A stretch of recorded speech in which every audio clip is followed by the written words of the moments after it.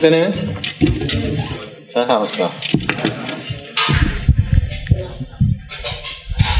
За, эзний үгийг хуваалцах энэ боломжийг өгсөн сургуулийн удирдлагт баярлалаа. Тэгээд бас чигтайван эзний үгийг сонсноо итгэж та нарт талархаж байна. Бүгдээ хамтдаа Малах номын 3 дугаар бүлэг 8-аас 18 дугаар зүйл хүртэл хамтдаа харцгаая. За, Малах 3 дугаар бүлэг. За, энэ багц ишлэлийг бид зарим хэсгийг нь цуглаанд маш их олон удаа сонссон, уншсан, магадгүй энэ ишлэлээс бид олон удаа татсан байж магадгүй. Тэгэхээр би тодорхой хэмжээгээр Библийн сургуулийн оюутнууд бас эзэнд үйлчлж байгаа хүмүүс сууж байгаа. Тийм учраас сайн мэдж байгаа байх гэж итгэж байна. За, бүгдээ хамтдаа уншъя. Бурхныг хүн луурдах уу? Гэсэн ч та нар намайг луурдаж байна. Гэвч та нар бид таныг яаж луурдсан юм бэ гэдэг. 11-ээр баврглоор танай үндэстэн бүхэлдээ намайг луурдаж байгаа тул та нар хараалаар харагдсан. Миний өргөнд хоол хүнс байхын тулд бүхий л 11-гээ агуулхад очир. Би та нарын төлөө Тэнгэрийн цонхыг нээж, та нарын төлөө ивэлийг халтал асгах эсхийн талаар намайг одоо үгээр шалгах гэж төв төмдийн эзэн айлдаж байна. Би та нарын төлөө цөлмөгчийг зэмлэх болно. Тэгвэл тэр газрын үр жимсийг устгахгүй, талбайд усан үзмийн мод чинь жимснүүдээ унахгүй байх юм гэж төв төмдийн эзэн айлдаж байна. Та нар баяр хөөртэй нутаг болох учраас бүх үндэстнүүд та нарыг өрөөгцөн гэж дуудах болно хэмээн төв төмдийн эзэн айлдаж байна. Та нарын үгс миний эсрэг хатуу байв гэж эзэн айлдаж байна. Гэсэн ч та нар бид таны эсрэг юу ярьсан юм бэ гэдэг. Та нар хэлэхдээ Бурханд үйлчлэх нь ашиггүй. Бид түүний тушаалыг сахиж төв төмдийн эзний өмнө гашуудан явах нь ямар ашиг өгөх вэ? Өдгөө бид ихэмсхийг өрөөгцөн гэж дууддаг. Гин бурууднууд өөдлөө зогсохгүй тэд бас Бурхныг сорж зүхтэн гардаг гэдэг. Харин эзнээс имээдэг хүмүүс бие биетэйгээ ярихад эзэн анхаарал тавин сонсдог. Эзнээс имээдэг болон түүний нэрийг болгоодог хүмүүсийн төлөө дурсгалын ном түүний өмнө бичигдсэн билээ. Би өөрийн эзэмшлийг байгуулах өдөр тэд минийх байх болно. Өөрт нь үйлчлдэг хүүгээ хүн өршөөдийн адил би тэднийг өршөөх болно гэж төв төмдийн эзэн айлдаж байна гэдэг. Иймд зөвхт ба бурууд Бурханд үйлчлдэг нэгэн ба түүнд үйлчлдэггүй нэгний ялгааг та нар дахин нэг харах болноос. Тэнгэрлэг аваа танд баярлалаа. Бид хамтдаа таны өмнө ирж таны гайхамшигтай амьд үгийн төлөө бидний амьдралыг өдөрдөн чиглүүлээ зогсгоо бас бидний амьдралыг дотроос гадагш өөрчилдөг энэ үнний төлөө талархаж өнөөдөр таны өмнө зөөлөн дараа зүрх сэтгэлтэй байж танаас ирэх ятгалыг хүлээн авах та бидэнд туслаарай. Бидний зүрх, бидний оюун таны үнэлэлттэй байна. Бас өөрийн ариун сүнсээр та биднийг ятгаж өгөөрэй. Есүсийн нэрээр амен. За, энэ ном нь бол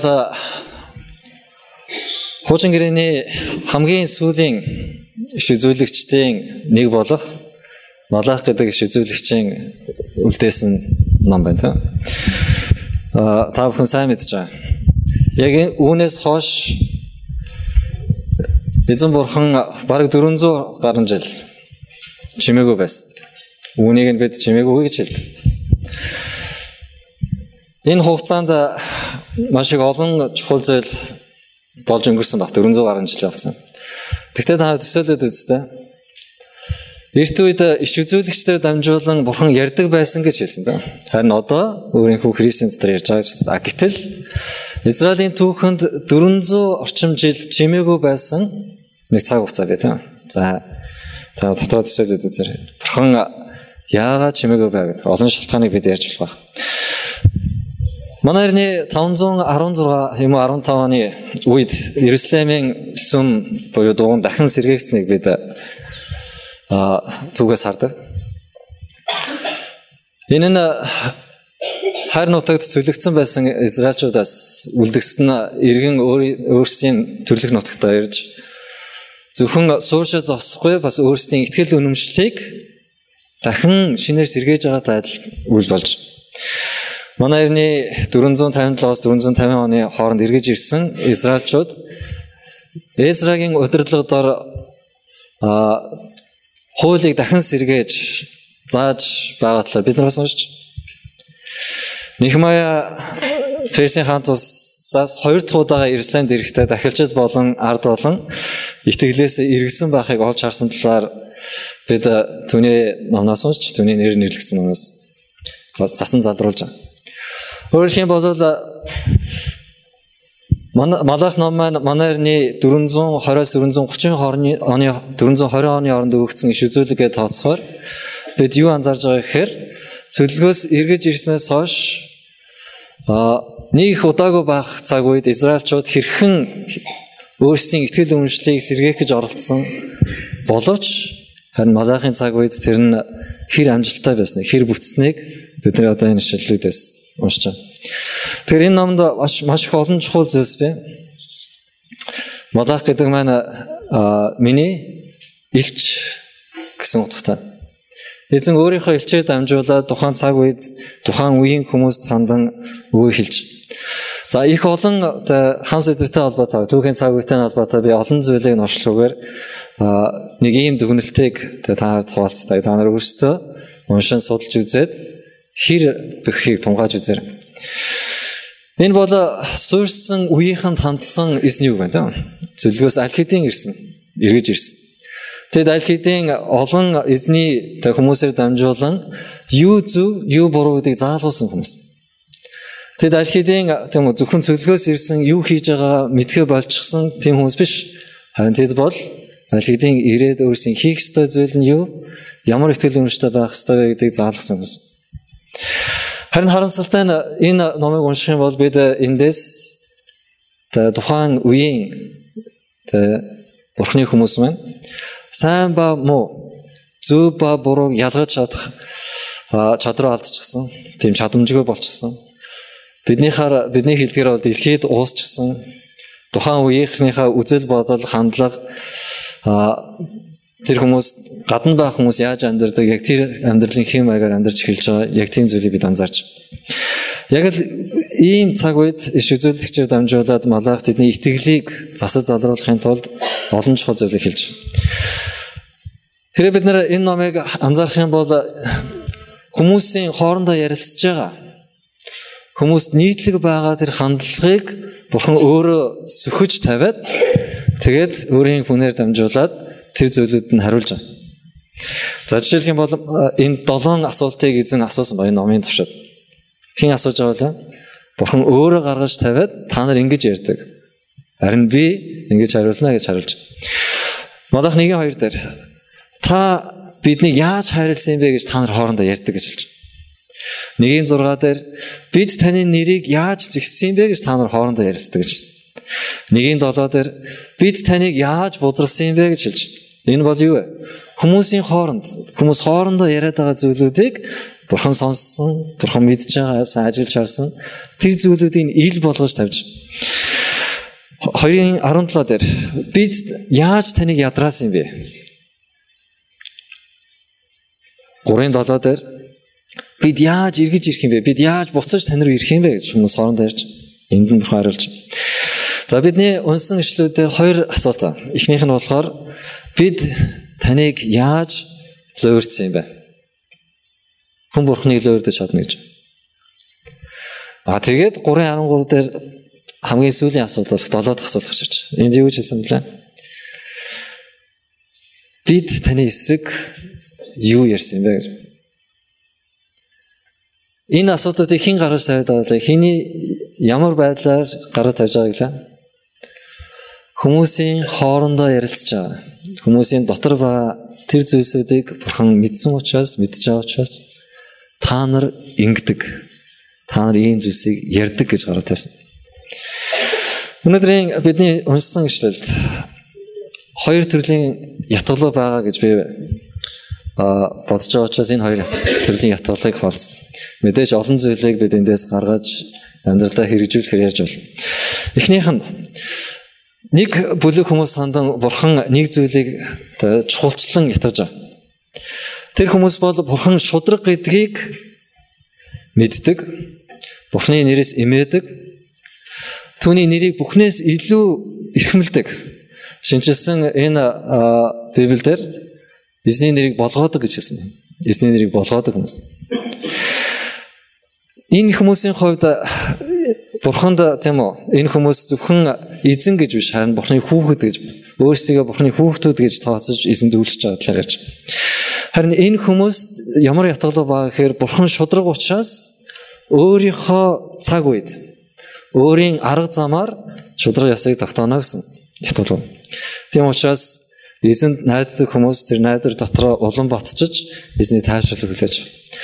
Гэтэл нөгөө нэг ятгал нь ямар ятгал гэхээр бурхан бол шудраг гэдгийг мэддэг хэрнээ мартчихсан. Эсвэл огт мэддэггүй. Эсвэл ийм хандлага үе цулзуулдаг тэр хүмүүст хандсан ятгал байна. Энэ хүмүүст хандсан ятгал юу вэ гэвэл өөрсдийгөө даруй болгоод бурхан хүссэн үедээ өөрийн тааллын дагуу шудраг ёсоо тогтоодог гэдгийг, бурханд хэмжээшгүй эрх нь байгаа гэдгийг хүлээн зөвшөөрөөд эзэнд найдах гэсэн ятгал. За цаг бага учраас би шулуухан 13 дахь зүйлийг ахаад нэг ханд таарсан. 13-14. Энд юу гэж хэлсэн бэ? Таны үс миний эсрэг хатуу байв гэж эзэн айлдаж байна. Гэсэн ч та нар бид таны эсрэг юу ярьсан юм бэ гэдэг. Таны эсрэг юу ярьсан бэ? Энэ бол өөр хоорондоо хүмүүсийн хилэлцэж байгаа. Хоорондоо ярилцж байгаа энгийн ярианаас эзний олж харсан зүйл. Хүмүүсийн амьдралыг эзэн ажиллаж байгаас. Эзэн биднийг харж байгаас. Бид хоорондоо ярихдаа цаг үеийн байдал, улс төр, итгэл үнэмшлийн хадлаар чөлөөтэй энгийн ярилцдаг, энгийн ярьдаг. Харин бидний хамгийн өөрийнхоороо байдаг тайзан дээр биш, хэн нэгэн заа сурж байгаагаар биш, харин энгийн найз нөхдөд байж байхдаа зүгээр өөрийнхоороо байгаа үедээ ярьдаг тэр зүйлс тэр цагт бидний амнаас ямар үг, ямар хандлага цулцдаг. Зүгээр л ингийн тийм нийгмийг ярихад өнөөдөр бид нар чөлөөтэй ийм үг цулцуулдаг тийм. Тэр нөхрийг хардаа нүдэн дээр хөлжиж тийм нүдний өмнө л асар богинохон хугацаанд хөлжиж байна. Харин намайг хардаа, биднийг хардаа. Нүднээс гарчлаа гэж. Нүднээс гартлаа ядарч байна, цуцж байна. Болохгүй. Эцэстээ ийм хандлага нь явсаар байгаад ямар үг болдог гэхээр ер нь бурханд үйлчлэх нь ямар ашигтай юм бэ? Залуу насаа би эзэн зориуллаа, энэ ямар ашигтай юм бэ? Гэтэл манай 10 жилийн тэрийг хардаа, эсвэл манай тэрийг хардаа 100 сонгуулийн сурчлаганд яваад амьдралд дэвшилсэн шүү дээ. Гэтэл бид нар эзэнд итгэж бүх юмыг зөв хийх гэж худал хуурмыг хойш тавьж явсны ашиг нь эцэстээ юу байгаа юм бэ? Бидний амьдралын тийм хамгийн энгийн цаг мөчид бид өөрийнхоороо байгаад зүгээр л пастортайгаа биш, итгэгч нартай биш, эсвэл зүгээр л найз нөхдөд суугаа ярьж явах тэр үед бидний зүрхнээс дотроос яг бид гэж ичлэгдэх яг тэр үед ямар үгс гардаг вэ? Гэртээ байна уу, гадаа гудамжинд байна уу, машин унаад явж гэнэ үү, ажлынхаа өрөөнд байна уу, эсвэл ангидаа байна уу, хамаагүй. Бид бусдын нүдний үнэл байна. Бусад хүмүүс биднийг харж, итгэдэг байна уу, итгэдэггүй байна уу, хүмүүс биднийг ажиглан харж. Гэтэл тэр олон биднийг харж байгаа тэр олон нүднээс гадна бас нэг нүд биднийг онцлон харж, биднийг ажиглаж, бидний зөвхөн гаднах бидний бүтээж байгаа төр төрхийг биш, харин дотор бидний жинхэнэ тэр мөн чанарыг ажиглан хардаг нэгэн ба. Тэр маш хурц нүдтэй, маш сонорч ихтэй. Бас тэр зөвхөн гаднахыг биш, доторхыг нь хардаг гэсэн. Тэр бидний амнаас гарч байгаа үг бүрийг гэлгүй ажиглан бид сонсож байгаа. үгний цаана байгаа жинхэнэ санааг хандлагыг тэр мэдж байна. Хоёр төрлийн хүмүүсийг хоёр бүлэг хүмүүсийн талаар би ярьж байгаа. Мэдээж хүн болгон эзний хүмүүстэй түүнээс имэж зөв шударга байж түүнд яг хүн мэт үйлчлэхийг хүсэж байгаа хүмүүс байна. Агт заримдаа бидний дотроос үе өөр төрлийн хандлага цохих зүйл бий. Бурхны эсрэг ярих. Эзэн юу гэж хэллээ? Та нарын үгс миний эсрэг хатуу байг гэж зэмлэж байна. Хин тандаж хэлсэн бэлээ? Эзэнд үйлчлэх нь ашиггүй. Түүний тушаалуудыг сахих нь надад ямар ашиг авчирсан бэ гэж хэлэх тэр хүмүүс тандаж хэлж байна. Энэ хүмүүс бол уулын Бурхныг мэддэг хүмүүс. Бурхан ямар шударга вэ гэдгийг өөрийн тогтоосон цагтаа өөрийн арга замаар тэр ажилтдаг гэдгийг сайн мэддэг хүмүүс. Харамсалтай нь. Тэд гадна байгсадтай өөрсдөө жишсэн учраас үйлчлэлийг ашиг гэж тооцож эхэлсэн учраас тэдний хандлага мууцаар эцэстэй эзний эсрэг ярих, эзний эсрэг тэрслэх болж хорсон. Үйлчлэлийг ашиг гэж тооцох. Эзний өмнө гашуудан явах нь ямар ашиг өгөх вэ гэж тэд хоорондоо ярилцчихад байна. Ямар ашигтай? Ингээл эзэнд үйлчлээд байх нь ямар ашигтай? Хоёрдугаар бүлгийн 13 дугаар ишлэлийг харах юм бол Малах номынхоо энд эзэн дахилчдыг зэмлсэн байна. Эзэнд үйлчлдэг хүмүүсийг. Эзний үгийг зааж сурах үүрэгтэй тэр хүмүүсийг эзэн зэмлсэн байна. Зэмлэхдээ ингэж хэлсэн. Та нарын хийдэг, миний эсрэг хийдэг хоёр дахь зүйл энэ байна. Та нарын тахилын ширээг, эзний ширээг нулимс уйлан болон яолох дуугаар бүтээдэг. Яагаад гэвэл Бурхан цаашид өргөлийг оошоохгүй. Түүнийг та нарын гараас тааламжтайгаар хүлээн авахгүй. Шалтгаан нь юу байсан бэ? Тэд өөрсдийн үйлчлэлийг зорилгыг нь умарчсан, үйлчлэлийн ашиг гэж тооцсон байсан. Тэдэнд мөргөлийнх нь гадаад хэлбэр нь ёс жайг нь эсвэл бидний хэлдгээр литург нь бас өөрсдийн итгэлийг хэрхэн илэрхийлэх вэ? Гаднаас нь харахад бол бүгдтэй энэ хүн бол Бурхны хүн байна гэж хэлэхээр тэр бүх зүйлийг үйлддэг. Боловч зүрх нь эзнээс эргэчихсэн. Амьдралаа эзэн зориулдаг. Сэтгэл нь үл хандаг ийм хүмүүс. Нэгэн тал Бурхнаар сэтгэл нь ханахгүй байгаа учраас тэд юу гэж хэлдэг гэхээр ахаад нэг ийм зүйл байвал болчих гээд байна. Ахаад нэг ингэчээс тэгвэл болчих гээд байна гэж амьдэрдэг. Сэтгэл нь хандгүй учраас тэд үргэлж өөрт нь байхгүй зүйл өөр хэн нэгэнд байх үед өөрийгөө бусдаа харьцуулж ер нь яагаад надад байхгүй байгаа. Яагаад би ашиггүй байгаа даа гэж хэлж. Ашиг нь надад яагаад бүрдэхгүй. Тэгтэл бидний уншсан энэ багц ишлэл дотор бидний нэм гараг болонд магадгүй сонсдог ишлэл явж байгаа шүү. Ямар ишлэл вэ? Малах 3:7-аас 7-аас 10 та. 11-ийн талаар өргөлүүдийн талаар та. Эзэн хөгжил дэвшлийн талаар өөрийн хүмүүсийн ерөөлтэй амьдралын талаар яриаггүй гэж бид нар асууж болно. Хэрэг бид нар анзаарах юм бол эзэн ятгаж байгаа өөрийн ард түмнийг. Өргөлүүдийг та нар авчир. Үүгээр намайг сорь. Тэгэх юм бол би та нарт ерөөлийг буулгах хэсгийг шалгаж үзээрэй гэсэн юм. Бид нар сорь гэдэг энэ үгийг их гоёор бид нар тайлбарладаг тийм.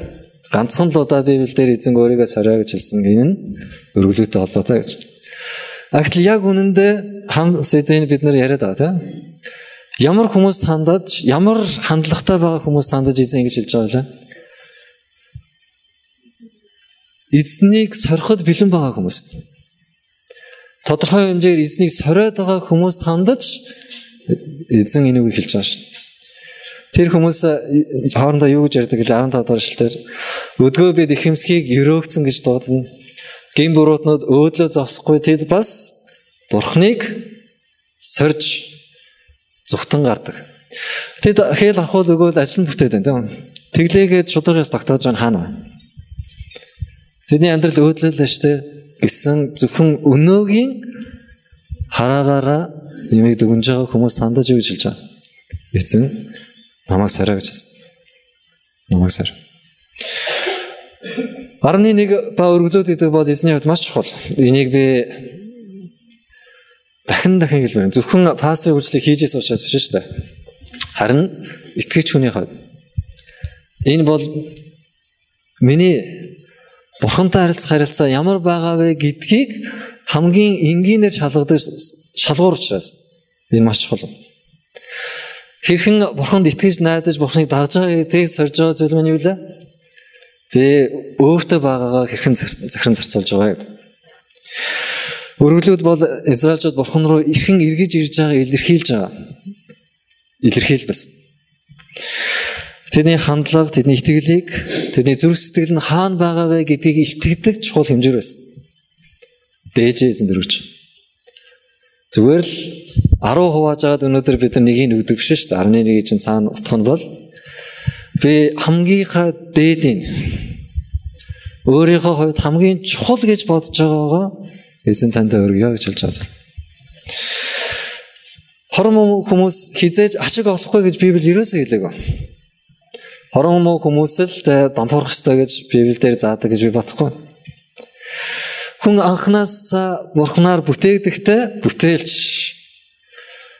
маш олон чадвартаар бүтээгдсэн. Тийм учраас өөрийнхөө чадварыг хүн ашиглаж маш их олон сайн зүйлийг хийж хөгжин дэвжиж болно. Энэ бол Бурханаас өгөгдсөн ерөөл. Амин. Агтл бид нар өөрсдөө тэд хүмүүстэй харьцуулахдаа энэ хүмүүс ингээд ахад би яагаад байгаа юм бэ гэж хэлдэг. Хүмүүрэн дээр адилхан нар мандж байгаа, адилхан бороо орж байгаа гэдг нь Есүсийн хар юу вэ? Эзний нэгүсэл тийм. Эзний нэгүсэл. Өөрөөр хэлбэл бид өөрсдөө хэн нэгэнтэй эсвэл гадна багстай жиснээр бид хэний эсрэг ярьж байгаа вэ? Эзэн нэгүслээ өгж байгаа тэр хүмүүсийн эсрэг цаашлаад эзний эсрэг ярьж байгаа гэсэн. Гадна байх эсвэл Есүс итгэдэг хүмүүсийн хоорондох ялгааны талаар би товчхон ярихад яг юугаар бид ялах ёстой юм бэ? Юугаар нь ялах ёстой? Мэдээж олон зүйлийг гаргаж тавьж болох байх тийм. Гэхдээ өнөөдөр би нэг санааг танаатай хуваалцсан. Есүс уулан дээр сургаалын төгсгөл дүгнэлт болгож тийм юу гэж хэллээ? Нэгэн сургаал зөвлөлийг хэлж байгаа тийм. Ямар үгүлээ? Уулан дээр сургаалын төгсгөл Матай 7:7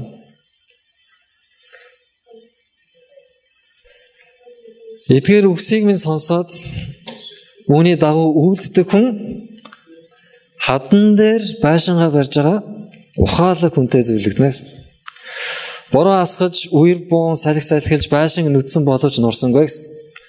Нөгөө талд нь эдгээр үгсийг сонсоод үүний дагуу эс үйлддэг нэг нь юун дээр барьж байгаа?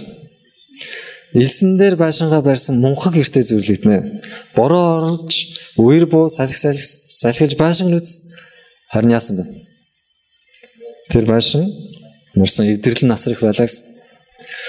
Энэ сургаал зөвлөл миний хар бол гадна байгаа хүн харин дотор байгаа хоёрын ялгааг хэлж байгаа. Нэг чухал ялгаа. Гадна байх, дотор байх.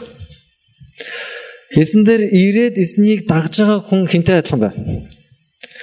Тэр хүн бол уул руу яваад уулнаас асар том хүнд чулуунуудыг зөөн авчираад асрыг хөдөлмөрлөж байшингаа барьж байгаа хүнтэй адил.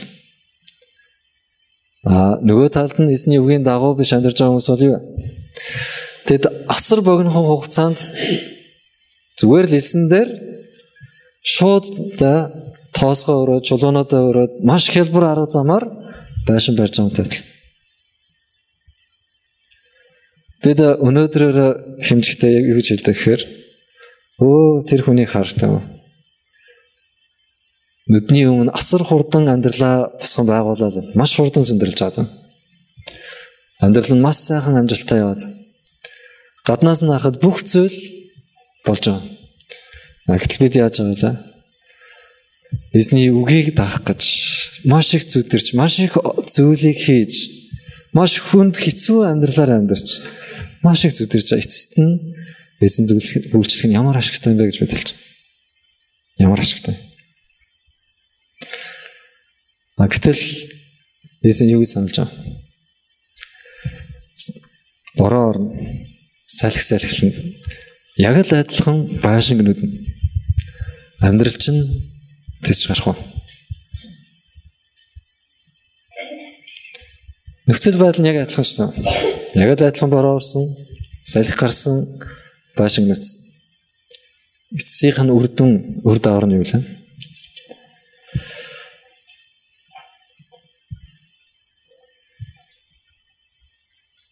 Малахын өргөлийн талаар хятгалан бас чухал. Эзэнд итгэж найдах, эзэнд өөрийнхөө амьдралыг зориулах яг энэ чухал хятгалын нэг хэсэг нь яахаар аргагүй юм. Ашиг гэдэг бол зөвхөн эд хөрөнгийн ашигын талаар ярьж байгаа бас. Харин Паул юу гэж хэлсэн гэхээр 1-р Тимотийн 6-гийн 3-аас 10. Хэрвээ хэнийг нь өөр сургаал заавал мөн бидний эзэн Есүс Христийн эрүүл үгс ба сүсгэлэлд тохирох сургаалтай санал нэгдэхгүй байвал тэр хүн бие тоосон юу ч ойлгодгүй хүн байна. Гээд цааш нь 6 дугаар шилтээр харин сүсгэлэл ба сэтгэл хангалуун байдал хамтдаа байвал энэ нь агуу ашиг хүмүүс. Өөрөөр хэлбэл өнөөдөр бид эзэнд итгэж өөрсдийнхөө амьдралыг эзэнд зориулан түүнд үйлчлэхдээ зөвхөн итгэлээс дахиад зогсохгүй бид яах ёстой талаар ярьж байлаа. Сэтгэл хангалуун байх талаар ярьж. Хэн нэгнийг эсвэл ямар нэгэн зүйлийг өөртөө байгаа зүйлтэй харьцуулгүйгээр харин өөрийнхөө бурхантай харилцаагаа сахиж өөрт байгаа зүйлдээ сэтгэл хангалуун байх нь юу вэ? Жинхэнэ ашиг гэж хэлсэн. Ахлагчдад тавигдах шаардлага. Паул ингэж хэлж байна. 1-р Тит 1-ийн 7 дээр. Юу гэвэл харгалзагч нь Бурхны нэрв учраас гим зэмгүй дур зоргоороо болон төрхөн зантаа биш. Дарсан шунхаар тэгээ зодоонч биш. Тэгээд нэг үг ба. Хялбар орз ашиг хайдаггүй. Хялбар орз ашиг хайдаггүй. Өнөөдрийн ятгалаг эзэн бол шударга. Эзэн өөрийнхөө цагт өөрийн арга замаар ажиллаа хийдэг гэдгийг дахин нэг өөрийнхөө нууцуд яс махандаа хүртэл ойлгож хүлээн зөвшөөрч дахин нэг удаа өөрсдийнхөө итгэлийг шалгах. Өөртөө байгаа зүйлдээ сэтгэл хангалуун байгаад гадна багстай өөрсдөө ижилгүүгээр эзэн дараа зүйлэн баг. Төсөлд нь би 4 ятгалгыг хуваалцсан. Малахаар дамжуулаад эзэн өөрийнхөө хүмүүсийг хэн байгаасаа гэж хүсэж байгаа талаар юу гэж хэлсэн. 1-р 16 дугаар эшлэлдэр харин эзнээс имээдэг хүмүүс бие биентэйгээ ярихад эзэн анхаарал тавин сонсдог гэсэн. Эзэн яадаг вэ? Эзнээс имээдэг хүмүүс залбирахад гэж хэлсэн үү? Харин эзнээс имээдэг хүмүүс зүгээр л хоорондоо энгийн ярьж явах үед эзэн анхаарал тавин сонсож байгаа. Зөвхөн бид нар эзний эсрэг хэмсэг ярих үед төдийгүй харин яхад эзнээс имээдэг хүмүүс зүгээр л хоорондоо ярьж байх үед эзэн анхаарал тавин сонсож. Эзнээс имэх. Эзэн хинбэ гэдгийг мартахгүй баг. Малахи 1-р бүлгийг харах юм бол эзэн өөрийгөө би бол та нарын эцэг, Би бол та нарын эзэн гэж хэлсэн. Заримдаа бид нар бурхан бол аав гэж мэдээд байдаг хэрнээ заримдаа бурхан бол эзэн гэдгийг мартаад байдаг талтай. Бурхан хинбэ гэдгийг мэдэж түүнээс эмээх. Хоёрдугаарт нь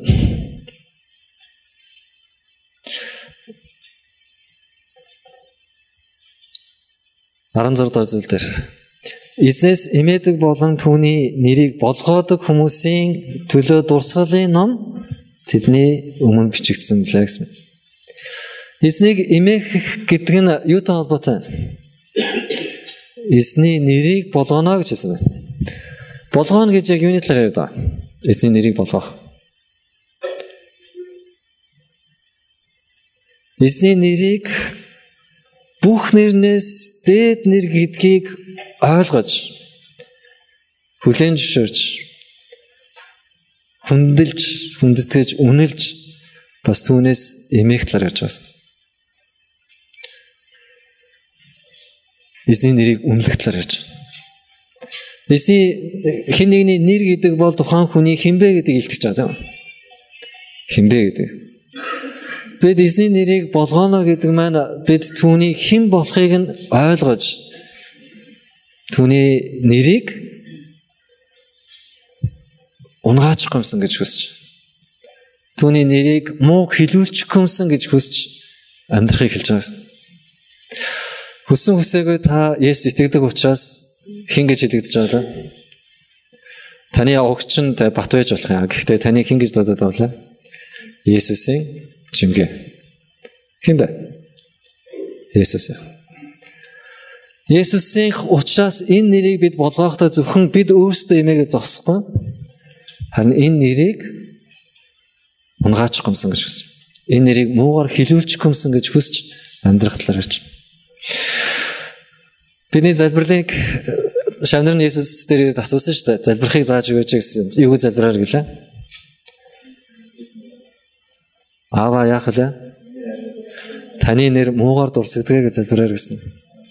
Хөө шүү дээ. Хамгийн итгэж хүний хамгийн анхаарах ёстой зүйл эхэндээ байна шүү дээ. Юу вэ? Эзний нэрийг ариунаар нь байлгах гэсэн. Эзний нэрийг эрхмээр нь өөрөө эмээгээ зогсохгүй бас хүмүүс эмээгээсэй гэж үсэн. 10 хуйлууд дээр юу байгаа вэ? Эзний нэрийг яагаад эзэн ингэж чухалчлаад байгаа вэ? Эзний нэрийг болгох талаар зааж байна. Яаж болгох вэ? Эзний нэрийг яаж үнэлэх вэ? 3 дугаарт нь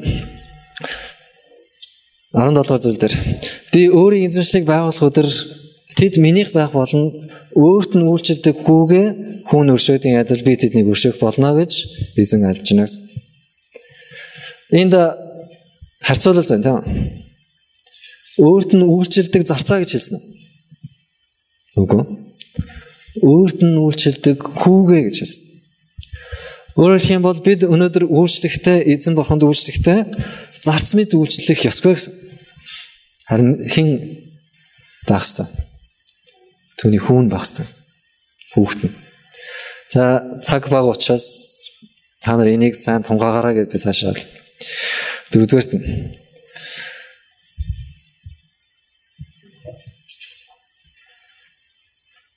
18 дугаар зүйл. Иймд зөвхт ба бурууд бурханд үйлчлдэг нэгэн ба түүнд үйлчлдэг нэгний ялгааг та нар дахин нэг харна гэсэн. Энэ юуны талаар ярьж байна? Бурхан зөвхөн хожим ирээдүйд шудраг ёсыг тогтоох юм биш. Ирээдүйд туйлын тэр ялалт шудраг ёс тогтоогдсон. Харин өнөөдөр эзэн амлаж. Хин эзэнд чин зүрхнээсээ үйлчлж байгааг. Хин үйлчлэхгүй байгааг.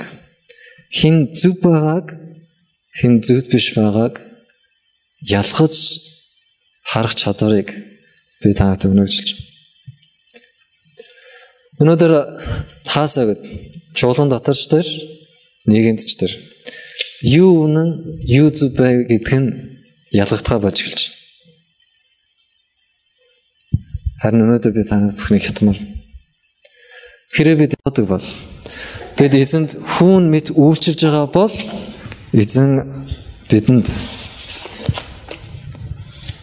өөрийн нэгүслээр туслах бол юу зүв бэ гэдгийг, юу буруу гэдгийг бид ялгаж, яаж зүв байхыг, яаж гин буруугаас ирэхийг тэр бидэнд зааж өгч байна. Хоёр төрлийн хүмүүс өнөөдөр бидний дундаа. Нэг нь эзэн шудраг гэдгийг мэддэг хэрнээ умартсан, заримдаа тийм хандлага цохолцолтой. Эзний ятгалаг бол эзний үнэрэд даруй бол эзнээс эмээ эргэх ёстой зүйлс рүүгээр харин эзнээс эмээн үйлчилж байгаа бол эзний тайвшрлыг хүлээж. Өнөөдөр итгэл надад байгаа бол тэр амар эзний сэтгэл хангалуун байдал танд байгаа бол энэ хамгийн их агууш. Таны амьдрал чинь хатан дээр баригдаж байгаа тэр байшинтай адил. Сорилт нь ирэх үед та бүдрэхгүй. Учир нь та хичээнгүйлэн ажилласан учраас, эзний үгийг сагсан учраас эзэн нэгүслэр танд тусалж, таныг дэмжиж, таныг ирэх бол. Өдөр хамтдаа залбирая. Тэнгэрлэг Аава, танд баярлалаа. Бид нар таны үгийн төлөө, таны ятгалгын төлөө танд талархаж байна. Таныг сайн гэдгийг мэддэг хэрнээ, таныг шудраг гэдгийг мэддэг хэрнээ заримдаа бид буруу хандлага гаргадаг бол үүнээсээ болж бид өөрсдөө бүдрэгч болоо тавьдаг бол та биднийг өгшөөгөр. Эзэн таны өмнө зөөлөн даруй сэтгэлээр танаас эмээж бас таны нэрийг хамгаас илүү үнэлж, үн цэнтэй тооцож энэ нэрийг бас ариунаар нь байлгахын тулд, энэ нэрийг унгаахгүй тулд амьдрахад та бидэнд туслаач гэж би танаас сууж. Есүс таны нэгүсэл бидний дээр дүүрэн байх болтугай. Эзэн Библийн сургуулийн бүх оюутнуудыг, багш ажилчдыг та өрөөж өгөөрэй.